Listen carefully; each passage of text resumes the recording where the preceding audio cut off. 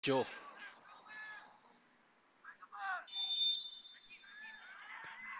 Tuantaran. Tandukan dapat dihasilkan di situ, tetapi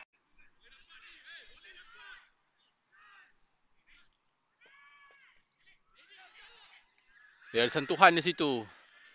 Tapi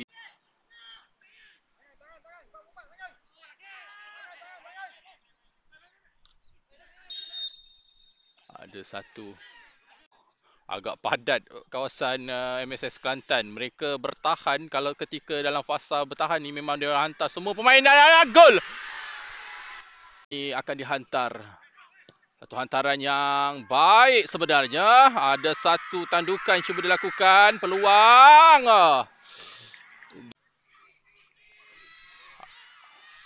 Dia bersorangan. Dapat atau tidak? Bagaimana? Melakukan percubaan. Mudah. Bisa. Hantaran di sebelah kanan. Baik tu. Oh! Dia tak tahu.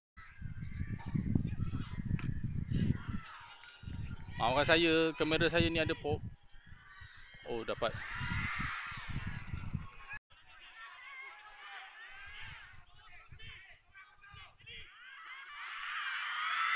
Dah. Dah kesas.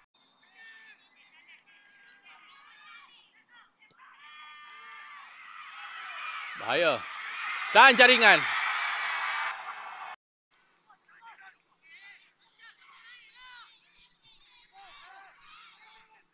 Ini diteruskan.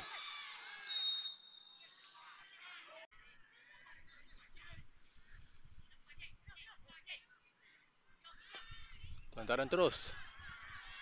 Oh, dapat ditopis.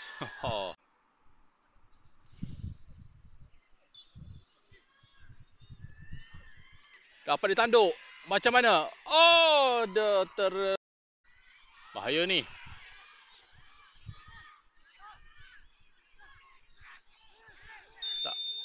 Dan penalti. Sepakan penalti untuk pasukan MSS Johor pada minit ke-38. Bagaimanakah kapten pasukan yang akan mengambil ini? Minit 49. Dia melakukan dan gol. Oh, dia terus tu. Cubaan terus. Dan jaringan. Kurang idea. Dapat ditangkap.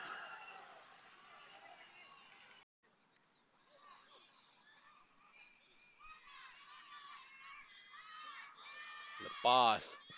Aku percubaan. Oh, baik percubaan.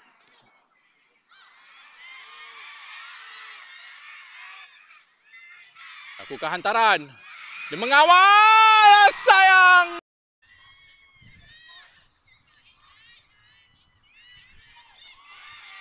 Satu lagi peluang. Dan satu cutback. Dan jaringan kurang kemas.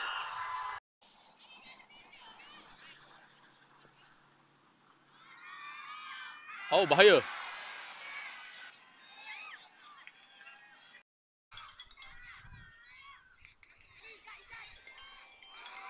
Hantaran. Tidak offside ni.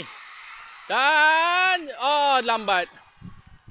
Dapat dirampas pula oleh pemain pasukan MSS Johor ni. Tidak offside. Peluang. Satu blocking yang cukup penting.